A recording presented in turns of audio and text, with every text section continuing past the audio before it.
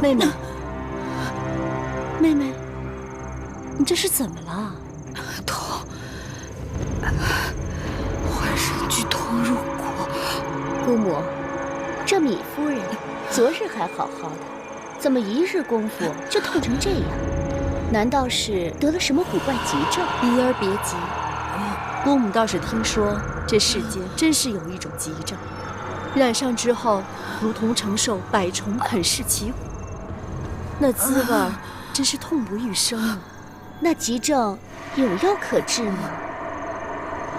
有是有，就是那药珍贵，得来极其不易。太好了，既然有药，救人要紧，赶紧派人去找。我相信米夫人一定会不惜代价酬劳咱们。不劳你们费事了。妹妹此话何意啊？你们心里清楚得很。你们先前从我这得不到的东西，是什么手段都得不到。哎呀，妹妹，你可真是误解了姐姐的一番好意了。我曾想到过，你们会对我做什么卑鄙龌龊的事情，无非就是用药下毒。我曾想到你们会不择手段，没想到你们会下作到如此地步。好，芈月，算你硬气。可你就算是再硬气，也硬不过你身子里的蛊虫。我这儿有一个解药，只要你答应我，我即刻就可以给你。你若冥顽不化，那蛊虫自会给你教训。今日只是一个开始，明日可就没那么好过了。这痛楚日日倍增，定会让你知晓什么叫做生不如死。滚！滚！滚！滚！滚！好，姑母，咱们走。芈月她咎由自取，等到明日，最往后日，她就会来苦苦哀求我们的。夫人当心！快把她捡起来！夫人，这。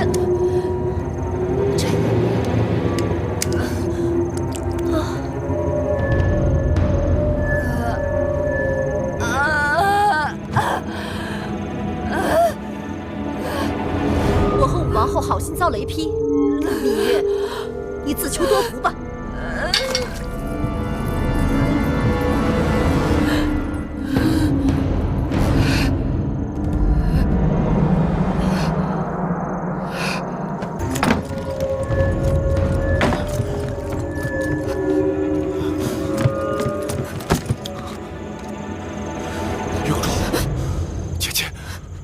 岳公主，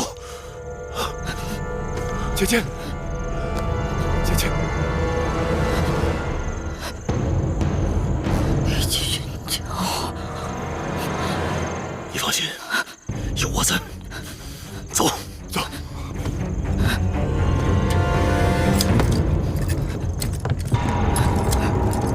老婆，怎么样？我带兄弟们到那边放了把火，烧得好。我们走，走。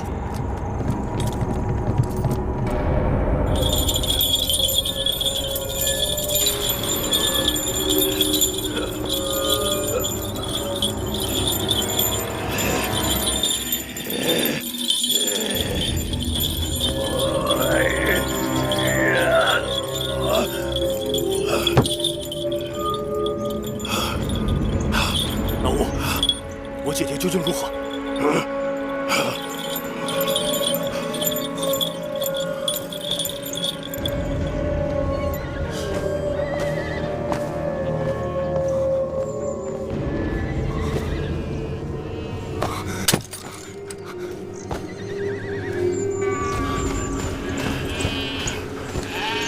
老吴，你告诉我，岳公主她怎么了？蛊毒？我知道她是被人下了蛊，可总有救的办法。过去我们的人中了蛊，你也用桃枝、雄黄驱过蛊啊。不是，你怎么会没有办法呢？你告诉我，你想想办法呀，老吴，你想想办法。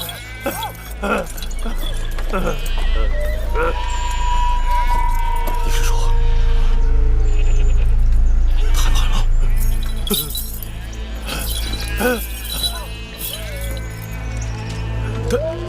他还能活多久？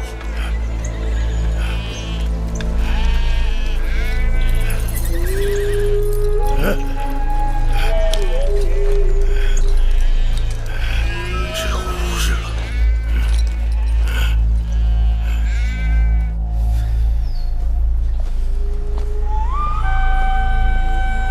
将军，翁大人，怎么样？据说米夫人被劫走时已经病得很重。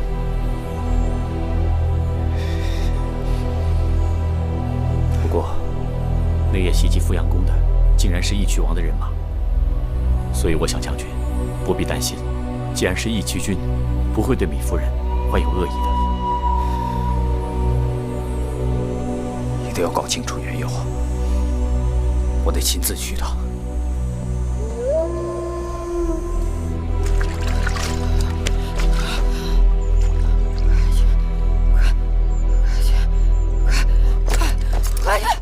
快去咸阳！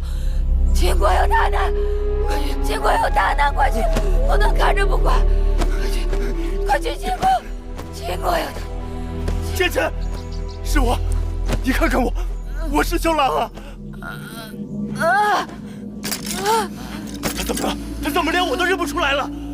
他现在谁都不认识了。可是他在跟人说话呀！他在跟他自己说话。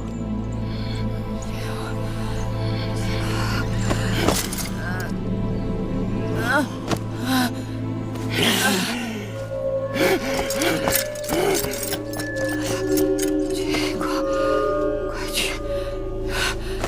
秦国，老吴，老吴！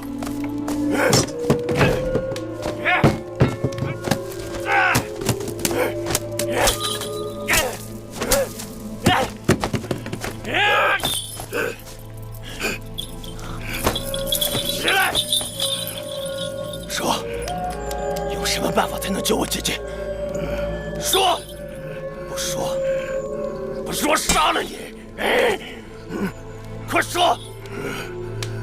不管有什么办法，让我做什么都行，哪怕用我的命，我姐姐的命。什么？什么？可以用我的命换姐姐的命？行，赶快用我的命换姐姐的命，来动手吧，快！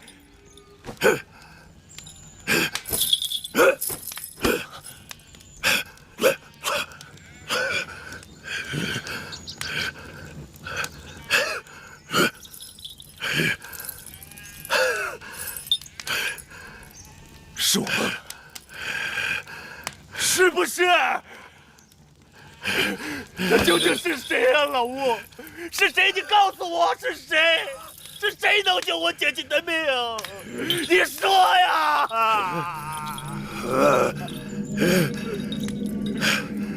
大王，若是有办法能救月公主，众人自然不会推诿。可是，一命换一命的事儿，老吴也没有把握。他说过，如果古虫不肯，即使强行施法，他也无法请出来呀。大王，这样反而害了月公主。那为的是，既然老吴说那个古虫挑剔的很，他一定会选中。反正不是你。大王，我虎威难道是贪生怕死之人吗？可老吴一旦施法，那古虫真的硬了，他害起人来极其凶狠。那万一选中了谁？不是谁，那个人一定是我们部族里的男人，而且是个身强力壮的男人。大王，这正是我担心的事。这些人里也包括大王，这万一是大王，我们可连驱蛊的解药都没有啊！如果那个蛊虫选中我，就说明这个蛊虫有眼力，就说明我跟月公主有缘分。大王，但月公主只是一匹克马，你可是草原的领头骏马，你不应该为了她一个人去送命。她不是别人，大王，她是我喜欢的女人。去吧。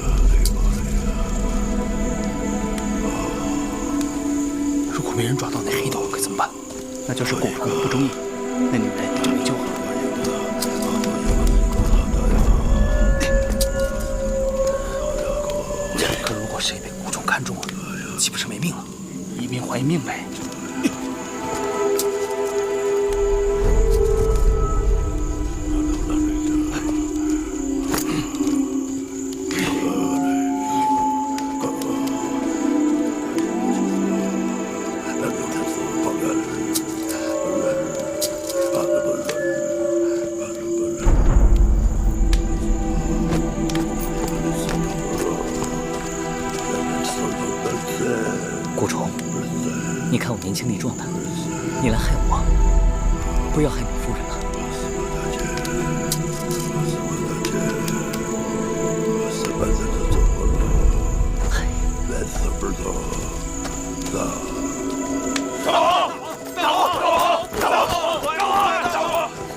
该轮到我了吧？别人都行，唯独大王你不行，你不能冒这个险呐！不可呀，大王！不可呀！为何呀？大王，我的命就不是命啊！大王，你别忘了，这个古虫挑剔的很。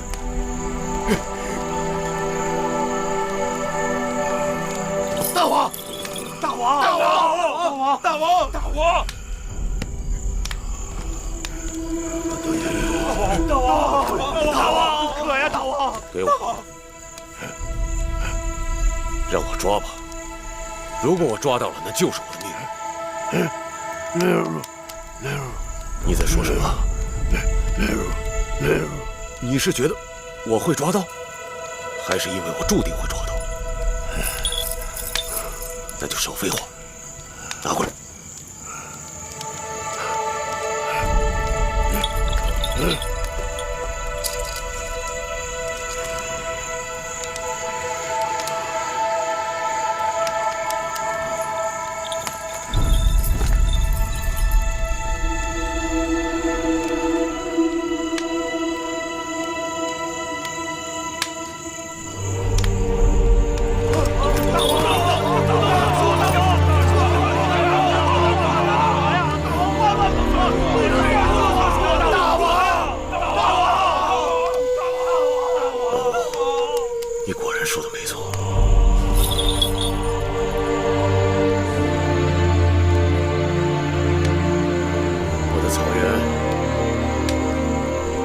我的部族百姓能做你们的大王，我知足了，大王。老吴，我的运气不错，你安排吧。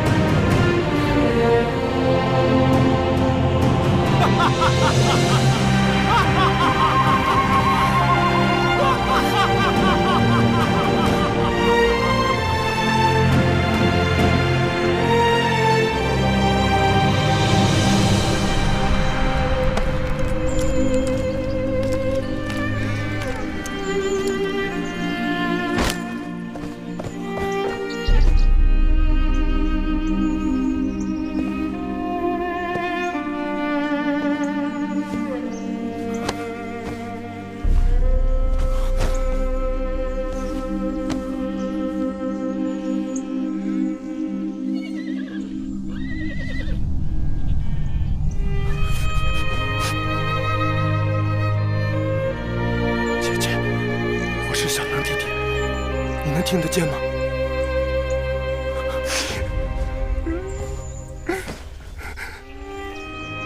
你真的听不见？你一点都听不见吗？那帮家伙把你害惨了。姐姐，你放心，等他们落到我的手里，我一定抽了他们的筋，扒了他们的皮，我要把他们的骨头都敲碎了喂狗，然后把他们的眼珠子一个一个挖出来，然后把他们的手和脚都剁了，然后把他们的肉煮成汤。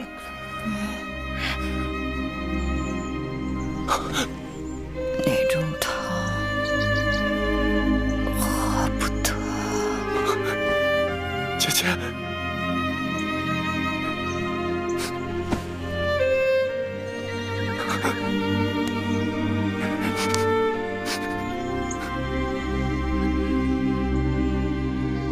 姐姐，你不认得我了吗？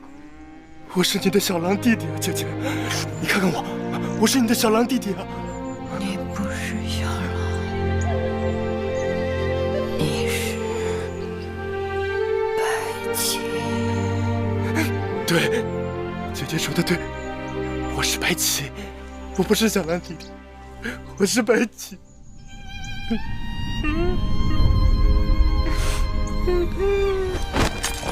大王，大王，大王，大王，大王，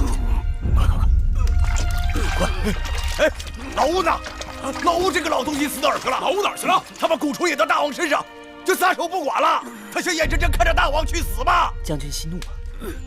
老吴为了救义齐军的性命，已经去想办法了。他想什么办法呀？快呀！老吴和将军一样着急。听说这蛊虫换人附体后，已经疯狂，必须在12个时辰内把蛊虫杀死。哎，快！你告诉我，你知道怎样杀死那蛊虫吗？对啊。哦，好像是说，要把昨晚那个汤锅里的汤水，加上雄黄、蒜子、菖蒲，用桃汁燃火，一直烧，待那汤锅烧干了，那蛊虫就死了。啊？那既然如此，咱动手吧。对呀。就是桃汁，来，快！将军，啊！将军还是等老吴回来，再动手不迟啊！等什么呀？你别给他大王痛苦难忍吧！早一点杀死那蛊虫，早一点解救大王。不跟你说了，咱们动手。对，来，走。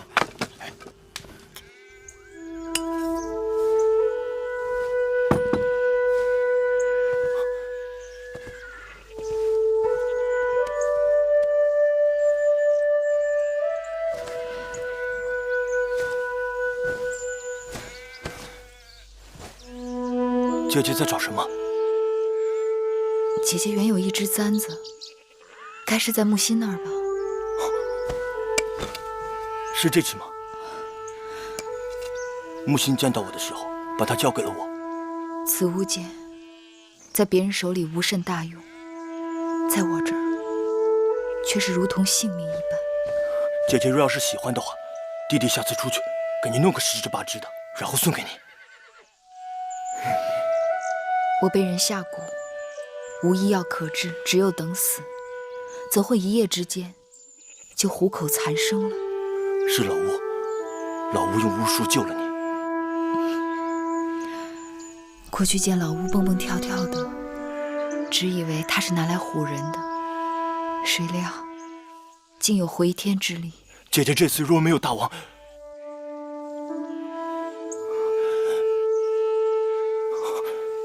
总之，姐姐是幸运的。毒蛊阴损，防不胜防。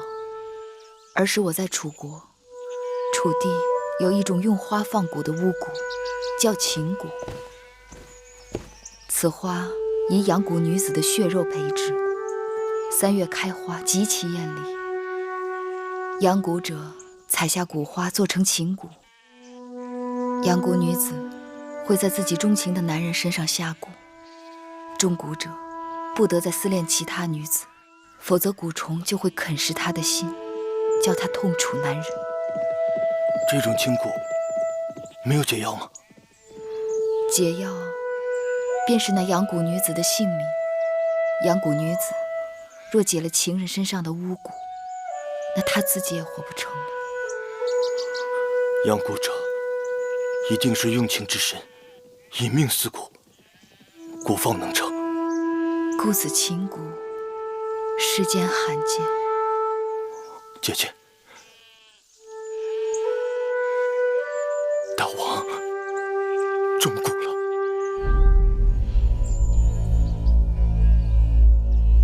你这是在跟我打趣吗？姐姐，你可知道你为什么康复的这么快吗？才刚过了几个时辰，是义渠王用命救了你。姐姐中蛊太深了，本是无药可治的。可是老吴想出了用以命换命的办法，可是那蛊虫却偏偏在众多人中选中了大王。你说以命换命，如何换命？老吴施法，让大王把蛊虫引到了自己身上。蛊虫到了义渠君身上，那义渠君岂不性命攸关？他此刻在哪儿？在老吴的帐篷里。你带我去，我要去看他。姐姐，你病没好。姐姐，姐姐，继续下头吃。让你嚣张横行，放在我虎威手里，看我怎么收拾你！将军，义渠君好像情绪不好。定是那蛊虫在作怪，看我怎么收拾他！快，多加偷吃，把火烧旺了！看你蛊虫厉害，还是我虎威厉害？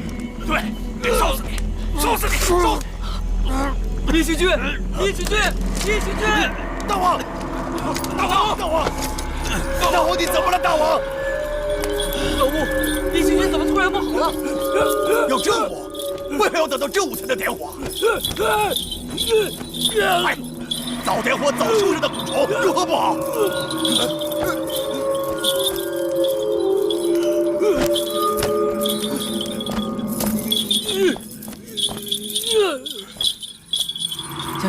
将军，老吴说什么了？完了！点火早了，大王的阳气不足，非但没有烧死那蛊虫，反而害了大王。是我害了大王，老吴，怎么办？老吴，怎么办呀？是我害了大王，你让那蛊虫来找我，我替大王偿命，老吴，我求你了，老吴，老吴，你替大王吧，老吴，老吴。大王醒了。大王，不怪你，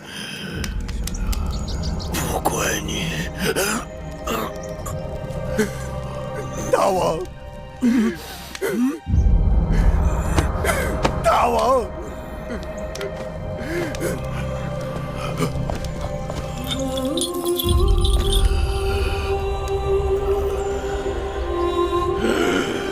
木犀，义渠君怎么样？夫人，老吴本来有法子杀死蛊虫，救义渠君性命的，但因为我们在正午前点了炉火，没伤到蛊虫，反而害了义渠君。义渠君眼看不行了。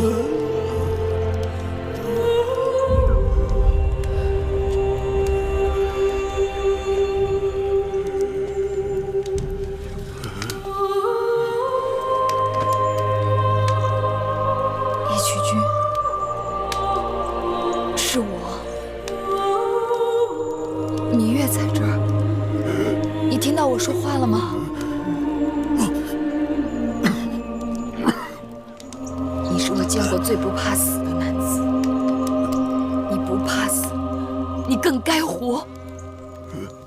你想想，你还有多少事情未了，怎么能撒手而去呢？义渠君，你听到我说话了吗？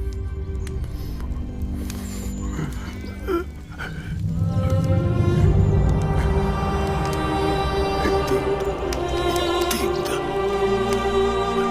幸好你能留下。什么命定的？我不许你走，你听到了吗？你我的缘分也就那么多。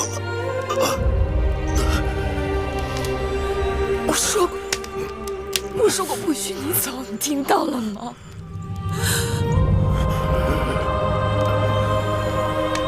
我不许你走，我不许你走，你听到了吗？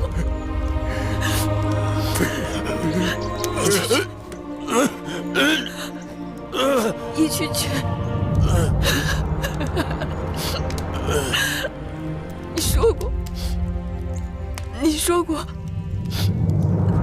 说过我是你的女人，你还委屈我，如何让我做你的女人？啊！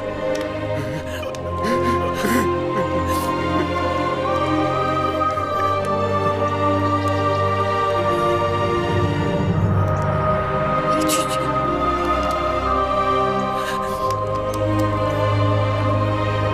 你是说我要当活人？你做我的女人？芈月当众发誓，只要大王闯过这一关，我就是你的女人。你听到了吗？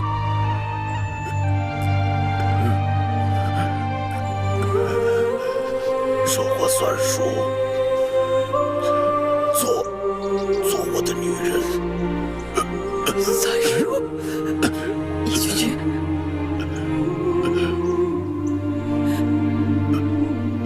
一曲曲，一曲曲。老五是正午了吗？快看看，快看看！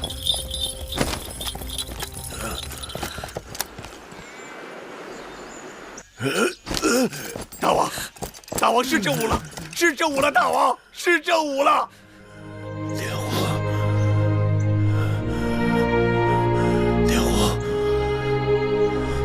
莲花，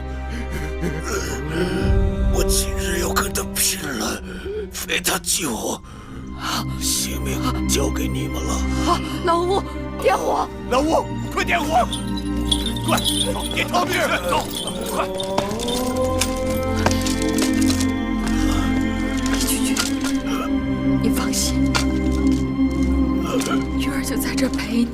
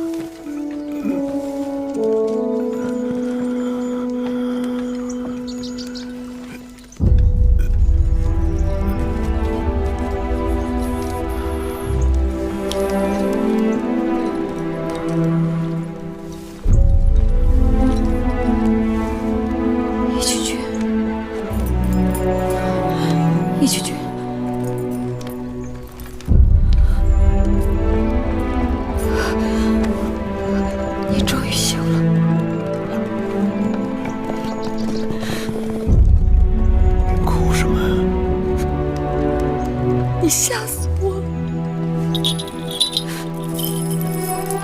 我没想到你也会为我掉眼泪。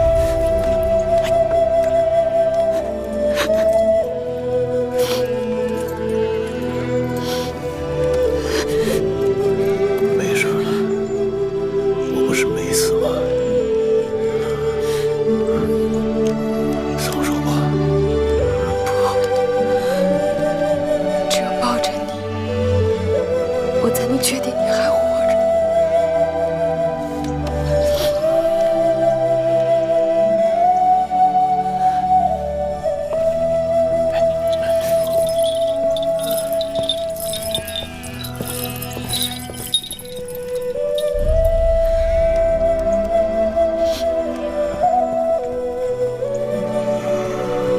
老吴，这下好了，咱们准备给大王娶亲吧。哎，老吴，你不高兴啊？哎，老吴，来这个老东西。胡一将军，义渠君怎么样？哎，大王好多了。吉人天相，太好了。嘿嘿，对。既然义渠君好多了啊，老吴为什么不高兴？嗨，我刚一说月公主要嫁给我们大王，哎，他就愁眉苦脸的。米夫人要嫁给义渠君啊，真是不行，确实不行。哎，不，那个，过来，秋秋，你怎么也这么说呢？你也是亲耳听见那个月公主要嫁给我们大王的。那米夫人是公子季的母亲啊，公子季将来是要做我们秦王的，米夫人绝不可嫁给你们大王。哎，为什么就不能呢？你知道吗？这失去首领的部落，别人会像狼群分肉一样给分吃掉的。这草原上的部族首领要是死了，他的女人就赶紧带着孩子和部族嫁给另外的首领。这我们大王可是草原上最出色的男人了，有他给你们月公主做靠山，这不好吗？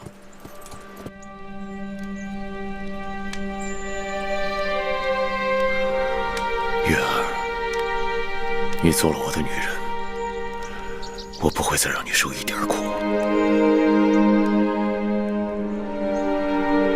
你不信啊？我也不要你再为我吃苦。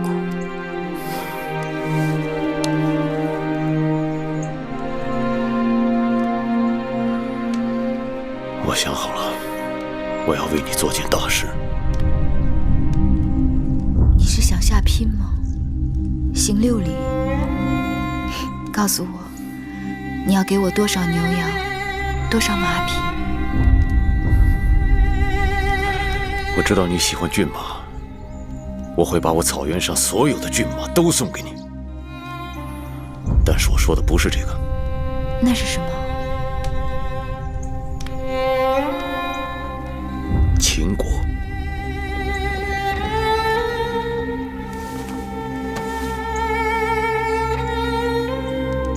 你没有跟黄公子回楚国，却跟继儿不顾风险，千里迢迢回到秦国，为了什么？不就是为了秦国的天下吗？你在不省人事的时候，嘴里还一直唠叨2个字，就是秦国。你说你要给我秦国？对。你们秦国的武王荡死后，秦国4分5裂，一盘散沙。眼下正是个好机会，而我的义渠已不再是过去的义渠，如今凭我的实力，足可以帮你跟孩子夺回本就该属于你们的天下。只怕没有那么容易。哼，当然是不容易啊。但动用我义渠的倾国之力，全部兵马，此时此刻拿下咸阳，也不是没有可能。虎威，你在外面装什么鬼？虎威禀报大王，有人即刻要见月公主。公主正忙着呢，不见。这恐怕不行吧？本王说行就行。那可是月公主的弟弟魏冉将军。小冉，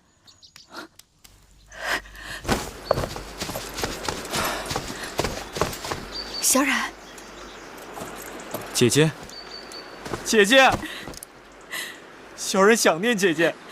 小冉，快起来！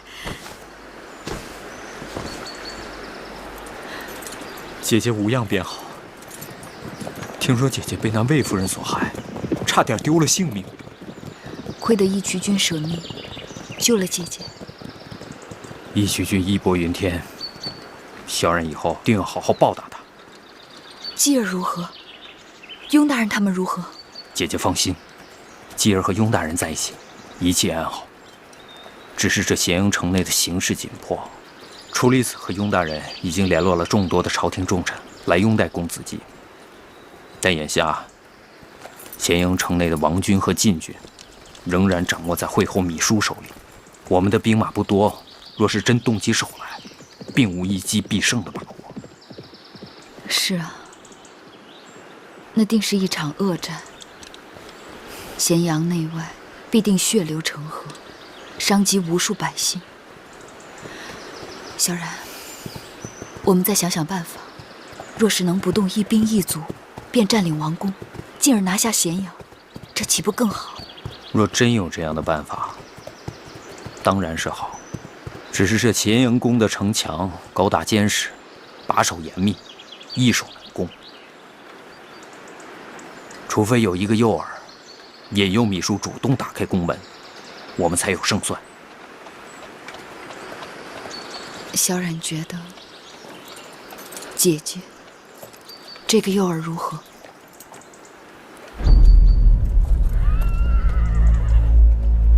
姐姐若是自投罗网，芈姝一定大喜过望。不过如何安排，我们还要花一番心思。咱们再细细筹划一下。这件事，定少不了义渠君鼎力相助。眼下要紧的是，你要先稳住芈姝和魏夫人那边。你最好先放出风声去，让他们知道我又被义渠人给抓获。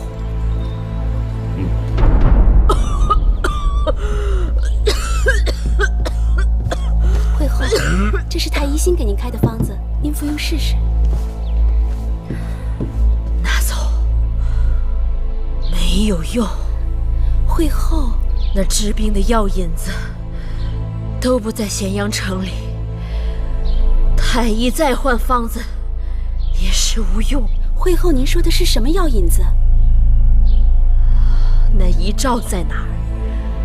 公子季在哪儿？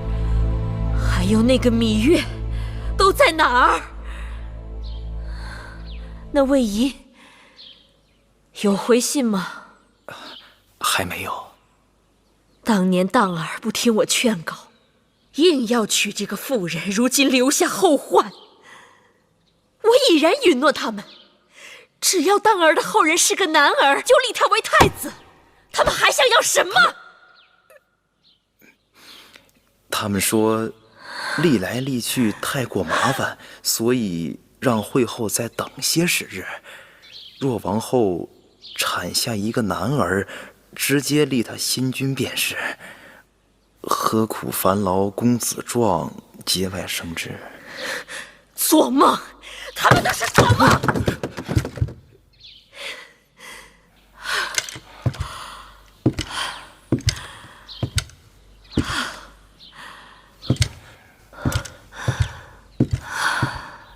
拜见惠后。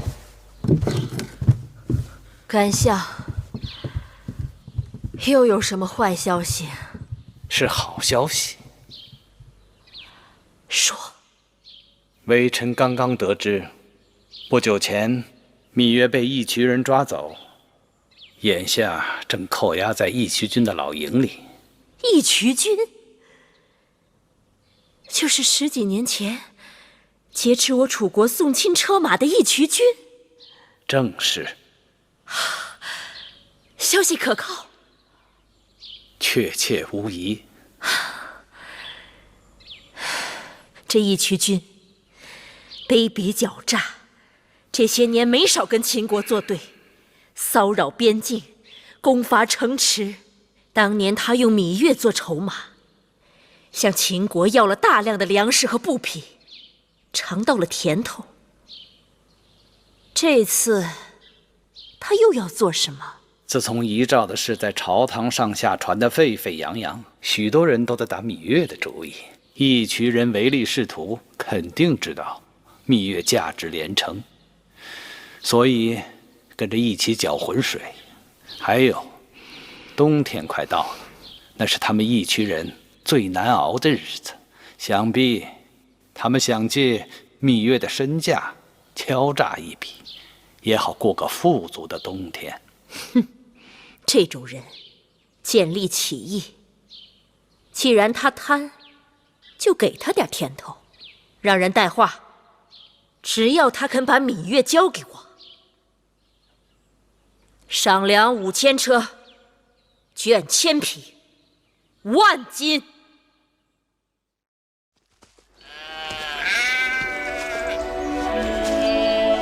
我已经把东陆公主送回去了。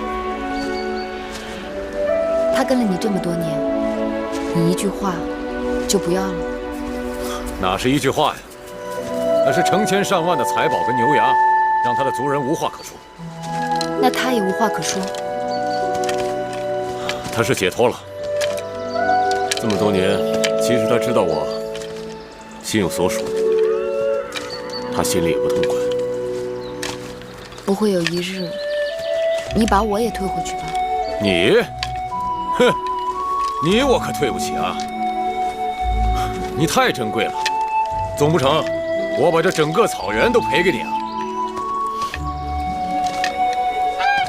月儿，你看，那有2只大雁，我把它射下来好不好？哎，不好！那雁一大一小，想来不是母子便是父子。他们与同伴失散，已经孤苦伶仃，何苦还要再伤他们？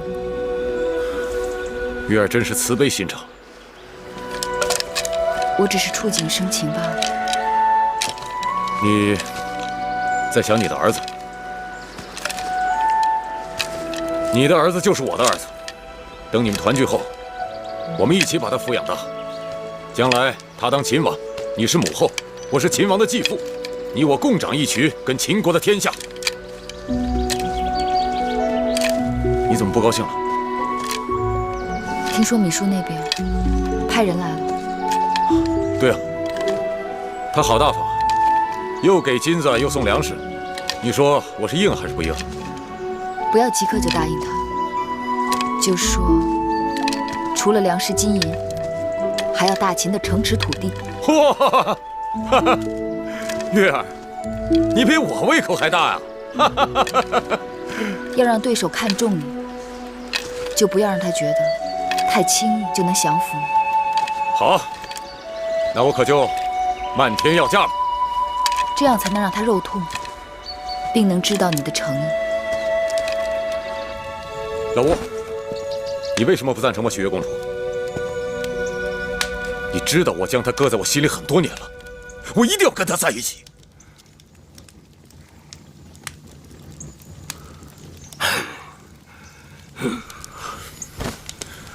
老吴，这是桩划算的姻缘。按规矩，大部族的首领死后，谁娶了他的寡妇，就等于接手他的部落，他的儿子也就成了继子。我现在要娶的，那可是大秦国王的寡妇。我要让月公主的儿子，我的继子当上秦王，这样不费一兵一卒，我就可以得到一个大秦国，这有什么不好啊？老吴，老吴。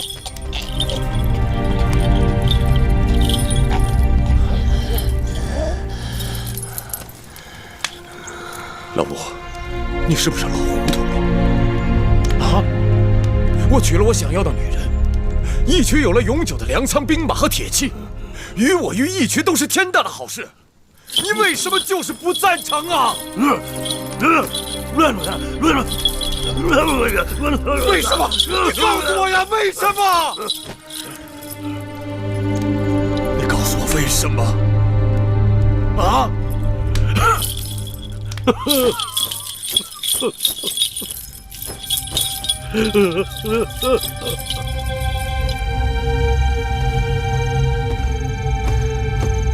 上次这富阳宫被义渠人放了一把火，幸亏救得及时，眼下还能凑合住着，只是不知道什么时候才能回咸阳宫。快了，过不了多久，你腰上的这个累赘就是咱们大秦的新君。等他做到宣誓殿，咱们就可以搬回披香殿了。那回了咸阳宫，会后是不是也该搬搬家了？你想让她搬到哪儿去？谁管她搬到哪儿去？孩儿只是更喜欢交房殿罢了。那时候，你喜欢交房殿还不是一句话的事儿。只是眼下，你我更要当心。眼下就是害怕米叔那边横下心来，孤注一掷，收拾了芈月，再拿我们开刀。你是说他会在你生下孩儿之前强行立公子壮为王？是啊，如果那样，这肚子也救不了咱们了。我倒是有个主意，羊汤止沸，沸乃不止，干脆来一个釜底抽薪。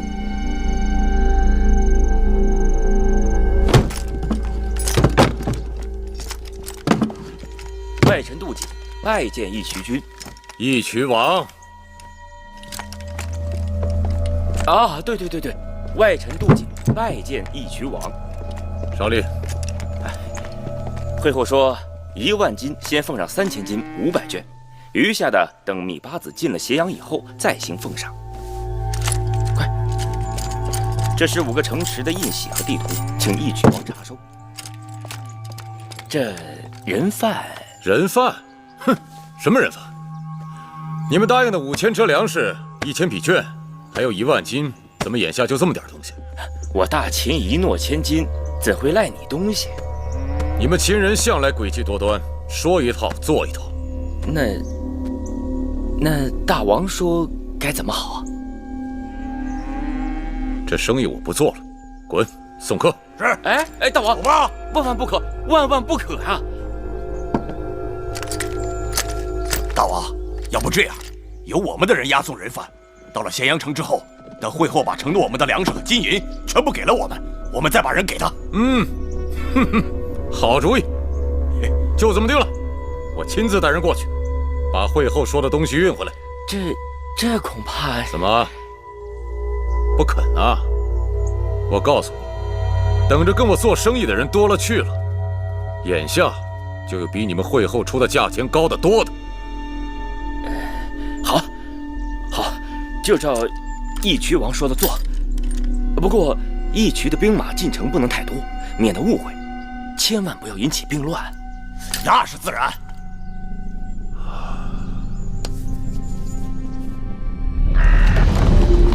杜将军，这次你亲自把芈月押送进咸阳城，会后定有重赏吧？会后待下人一向慷慨啊！当日我将芈月押至燕国做质子，回到咸阳以后就赐我个郡位，银印轻寿，制比2000担。这次嘛，少不了又是个郎中令的爵位，了不起啊！姐姐，你没事吧？我没事。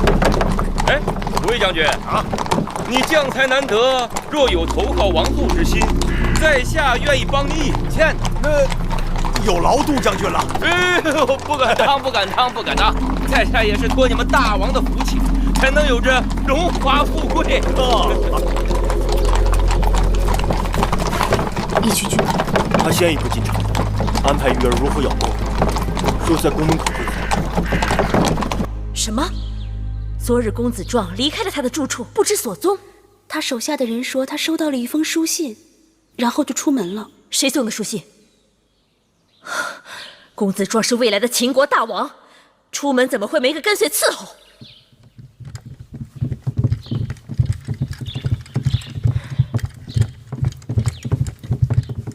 会后，甘相来了。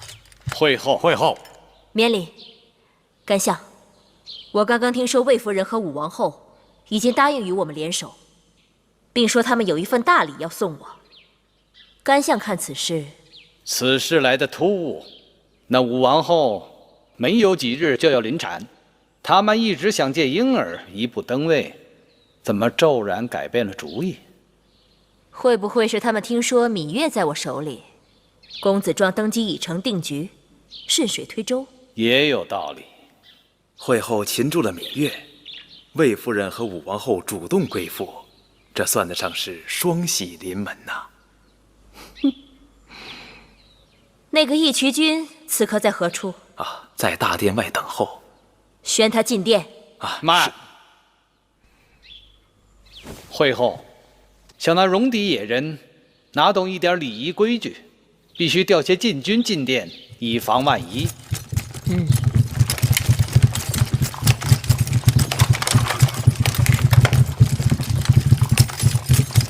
宣义渠君进殿，觐见会后。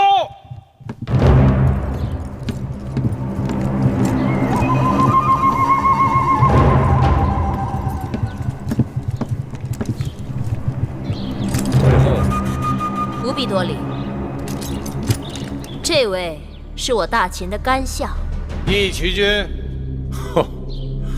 本王孤陋寡闻啊，只知道大秦的国相是出离子，原来还有位什么干相。久仰义渠君大名，今日一见，果然英雄好汉。本王也久仰会后大名，今日一见，却有些意外。此话怎讲？会后与那芈月本是同胞姐妹，长得也是慈眉善目的，怎么感觉会如此不同啊？那芈月与我是同父异母，从小无人管教，所以与我大相径庭。哦，果然是相由心生，命由己造。义渠君说得好，我已为义渠君准备好了粮食，还有金和绢，就由义渠君带人去王库直接提取。只是这芈月，放心，会后坦诚相待，我义渠当然要言而有信。来人，把人犯带上来。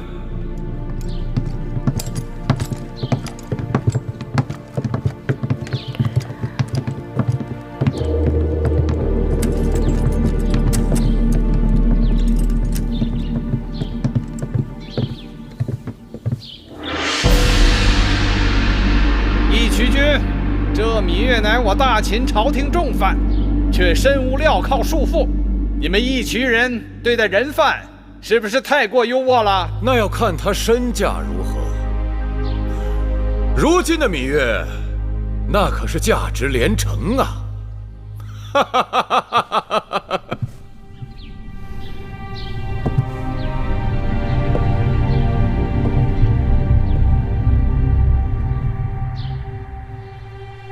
芈月妹妹，多日不见，别来无恙。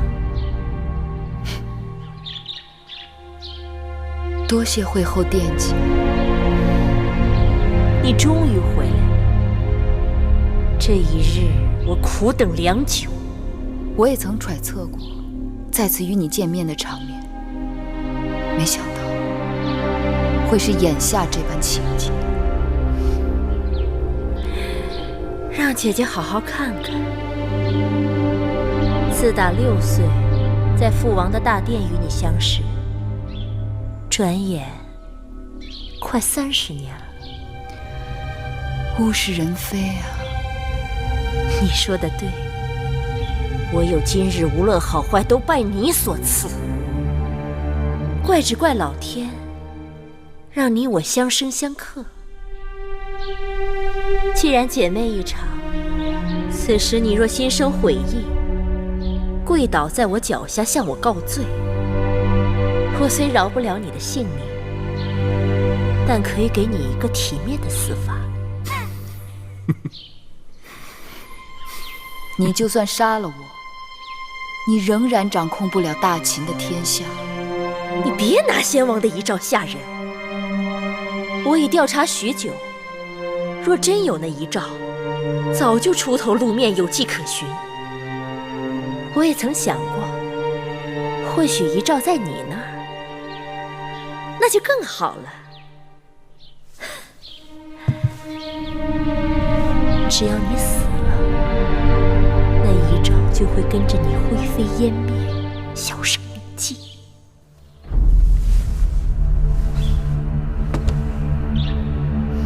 你的如意算盘打得太好了。咸阳城在我手上，所有的王军和禁军也受我治下。魏夫人和武王后也将归顺于我。只要公子壮顺利登基，其他的人只能顺应大势。你不要以为你那个弟弟魏冉会来救你。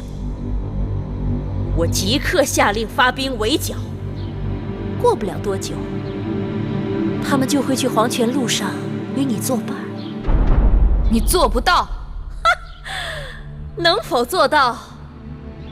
反正你是看不到的。你输。可怜你愚钝如此，你本非歹毒之人，却为了点滴私欲，弃明投暗，偏偏一条路越走越黑。你害了你的孩儿嬴荡，更害了大秦。先王若是地下有知，如何饶得了你？好个芈月，不见棺材不落泪。珍珠，张嘴。是。你干什么？放肆！义渠君，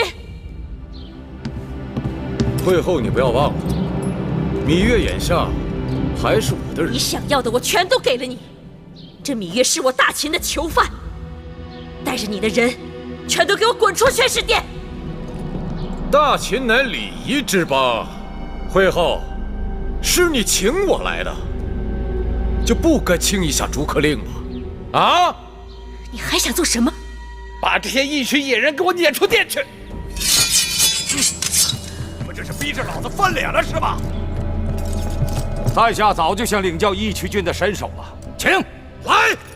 会后，会后。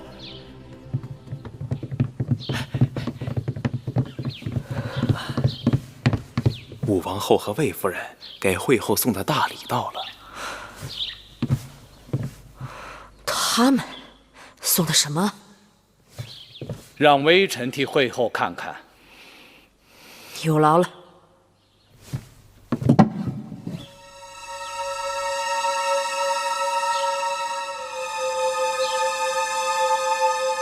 衣物？谁的衣物？这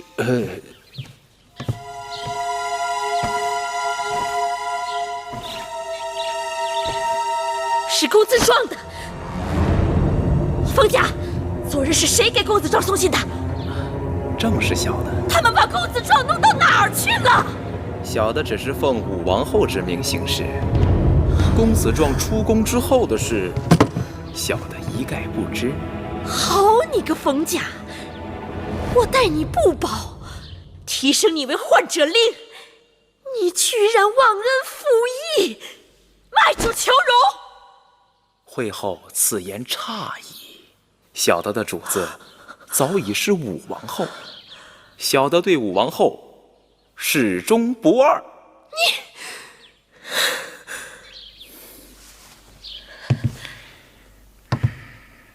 大监冯甲，恭迎武王后魏夫人进殿。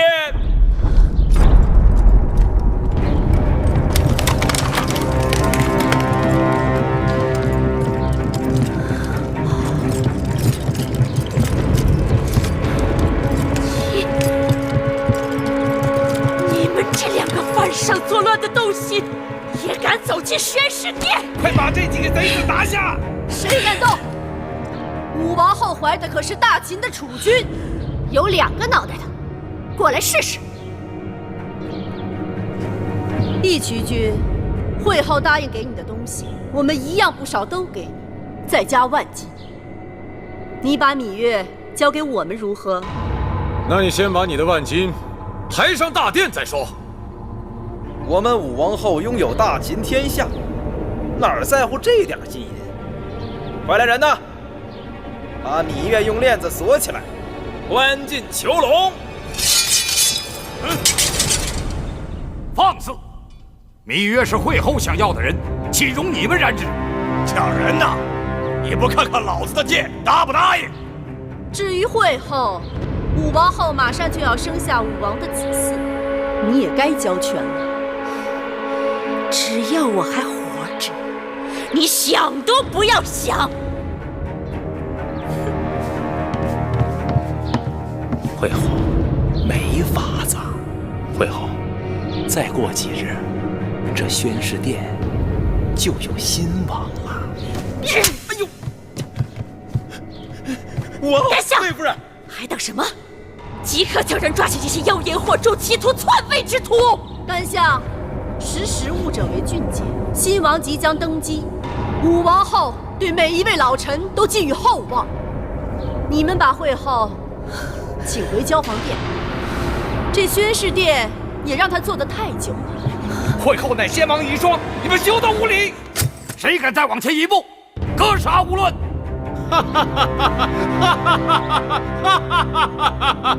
胡卫在，咱们也该动手了。好啊！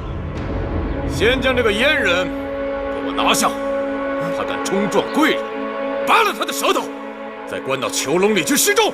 是。王后，魏夫人，住手！打狗还得看主人呢。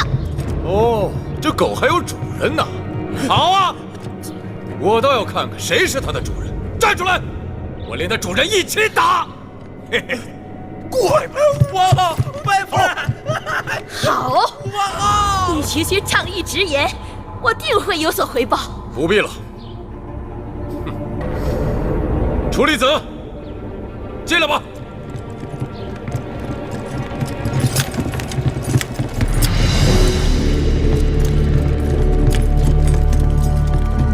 楚离子，司马将军，你们怎么来了？臣奉先惠文王遗诏，迎新君继位。哪来的遗诏？哪来的遗诏？武王后身怀大秦未来的储君，就算是先惠文王有什么遗诏，你们也应该跟武王后知会一声。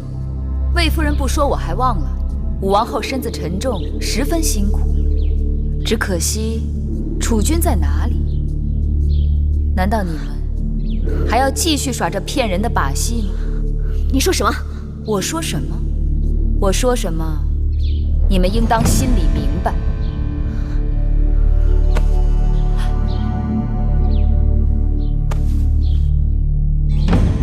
不会，你居然是假孕！好了，你们这些人都给老子闭嘴！王后，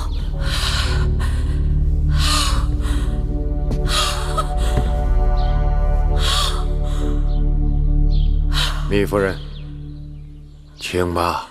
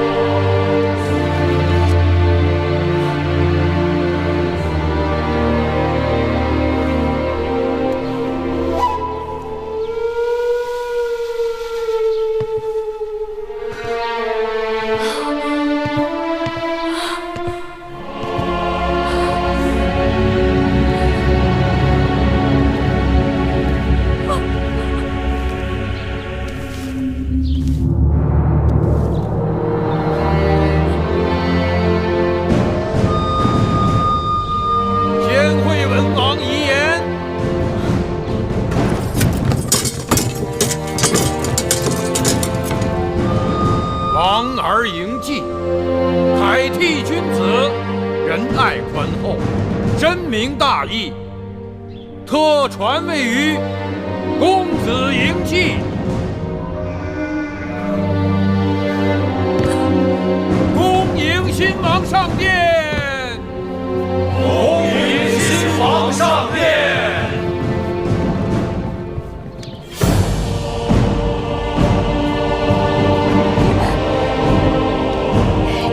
背着我捣鬼！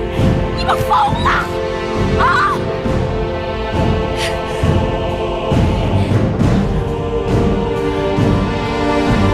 拥戴这么一个黄口小儿，他非嫡非贤非长，为什么？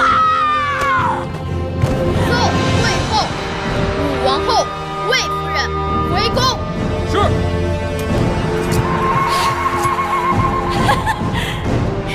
你们都睁眼看看他，他凭什么为王？我是帝后，非我认可，没有人有资格登基做大秦的君王。我等受先惠文王遗诏，拥戴公子季继位为王。甘香，你呢？说话呀！会后，大势已去，你还是回交房殿吧。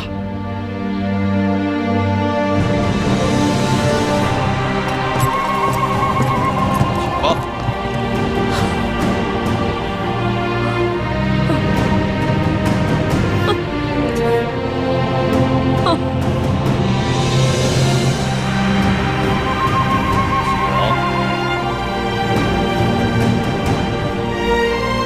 请吧。